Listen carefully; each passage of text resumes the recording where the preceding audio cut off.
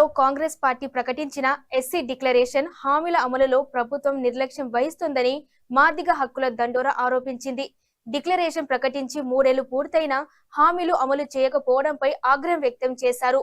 మాదిగ హక్కుల దండోరా ఆధ్వర్యంలో హైదరాబాద్ లోని బషీర్బాగ్ ప్రెస్ క్లబ్ లో ఏర్పాటు చేసిన సమావేశంలో వారు మాట్లాడుతూ దళితులకు 12 లక్షల ఆర్థిక సాయం, అంబేద్కర్ అభయహస్తం పథకం, అసైన్డ్ భూములకు యాజమాన్య హక్కులు, ఎస్సీ ఉపకులాలకు ప్రత్యేక కార్పొరేషన్లు ఏర్పాటు వంటి హామీలను వెంటనే అమలు చేయాలని డిమాండ్ చేశారు.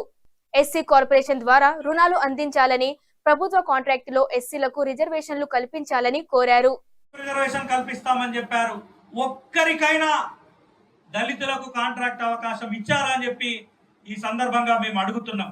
ఇగో ఈ డిమాండ్లన్నీ మీరు నిధులు లేవంటే నమ్మినాం, ఎదురు చూసినాం. మీరు మీటింగ్ పెట్టి అర్థం చేసుకోమంటే అయ్యో కొత్తగా వచ్చిన ప్రభుత్వం కదా, ఇవాళ కాకపోతే రేపు చేయదా అని చెప్పేసి మేము అర్థం చేసుకున్నాం. నిన్న అసెంబ్లీ ఎన్నికలలో మీ జెండా పట్టుకొని తిరిగి ఓటేసినాం. నిన్న పార్లమెంట్ ఎన్నికలలో మీ జెండా పట్టుకొని తిరిగి ఓటేసినాం. ఇక్కడ జరిగిన జూబ్లీహిల్స్ ఎన్నికలలో కూడా కాంగ్రెస్ పార్టీ గెలిస్తే మా దళితులకు ఇచ్చిన హామీలు నెరవేరుస్తుందని ఆశతోని ఓటేసినాం. మరి మీరు ఇచ్చిన హామీ 3 ఏళ్ళు దాటిపోయింది కదా, 3 ఏళ్ల తర్వాతనైనా హామీ నిలబెట్టుకునే ప్రయత్నం చేస్తారా, నమ్మించి గొంతు కోస్తారా అని చెప్పి ఈ సందర్భంగా ప్రభుత్వాన్ని ప్రశ్నిస్తున్నాం.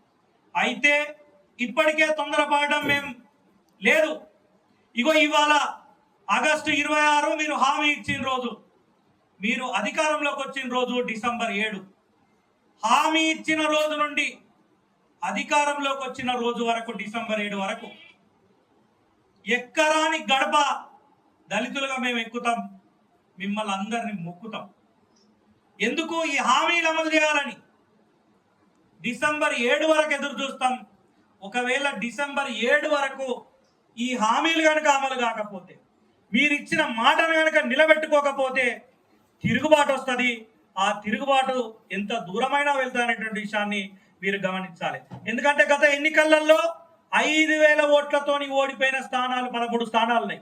కేవలం 5,000 ఓట్లతోనే.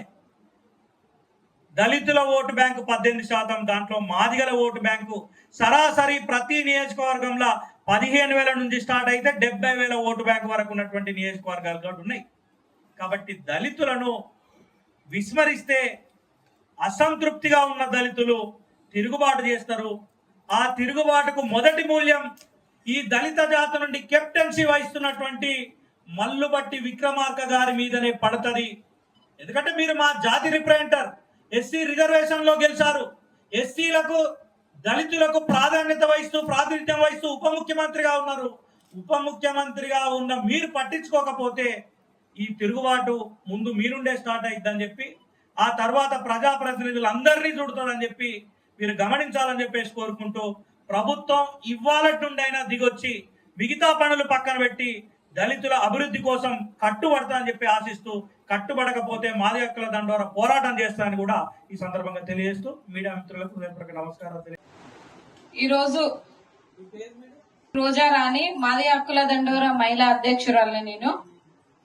ఈరోజు ప్రెస్ మీట్ పెట్టడానికి ముఖ్య కారణం ఏంటంటే, చేవెళ్లలో ఎస్సీ డిక్లరేషన్ గురించి చేసిన సీఎం రేవంత్ రెడ్డి గారు, మన సీఎం గారు, ఆయన ఇచ్చిన హామీలు గాని, మేము ప్రభుత్వంలోకి వచ్చిన తర్వాత మేము ఏం చేస్తాము అని ఇచ్చిన హామీలు ఏమైతే ఉన్నాయో ఆ హామీలు ఎందుకు నెరవేర్చుకోలేకపోతున్నారు అనే దాని మీద మేము ఇవాళ ప్రెస్ మీట్ పెట్టడం జరుగుతుంది. ఈ ప్రెస్ మీట్ ముఖంగా మేము సీఎం రేవంత్ రెడ్డి గారిని అలాగే ఈ ప్రభుత్వాన్ని ప్రశ్నించడం జరుగుతుంది. సో మా ఎస్సీలు అని అంటేనే మీకు ఎందుకు, ఎస్సీ బీసీల మీద మీకు ఎందుకు చిన్న చూపు? మాకు ఇస్తున్న హామీలు కేవలము మీరు పదవులలోకి రావడం కోసం మాత్రమే మీరు ఎస్సీ వాళ్ళని గాని వాళ్ళ హామీలు ఇస్తాము అని చెప్పడం వరకు గాని, అది మాట వరకే మాత్రం ఉంచుకుంటున్నారు కానీ దాన్ని అమల్లోకి ఎందుకు తీసుకురావట్లేదని ఈ వేదిక మీద నుంచి నేను ప్రభుత్వాన్ని ప్రశ్నిస్తున్నాను. సో ఈ రోజు వీళ్ళు ఈ ప్రభుత్వంలో ఎన్ని హామీలు ఇచ్చినారనేది మేము ఇవాళ మీకు ప్రెస్ ముఖంగా మీకు ప్రతి ఒక్కటి మీకు ఇవ్వడం జరుగుతుంది. సో ప్రతి ఒక్క దాంట్లో ఎస్సీ కార్పొరేషన్లలో గాని చైర్మన్లను ఇస్తున్నాము అని ఇస్తున్నారు కానీ దాంట్లో వాళ్ళకి కావాల్సిన వీళ్ళు అమలు చేయట్లేదు. అంటే పేరుకి మాత్రమే చేస్తున్నాము ఇస్తున్నాము. ఎస్సీలకి మహిళలకి కూడా మేము పెద్దపీట వేస్తున్నాము అంటున్నారు. సీతక్కకి ఇచ్చినాము, అక్కకి ఇచ్చినాము పోస్టులు అనేది హామీలు మినిస్టర్లుగా ఇచ్చినాము అంటున్నారు. ఎవరికి వాళ్ళకి కేవలము నామకే వాస్తే మాత్రమే ఈ ప్రభుత్వము ఎస్సీలని గాని వీళ్ళని యూజ్ చేసుకుంటుంది, వాడుకుంటుంది అనేది మేము ఈ మాది హక్కుల దండోరా నుండి డిమాండ్ చేస్తున్నాం.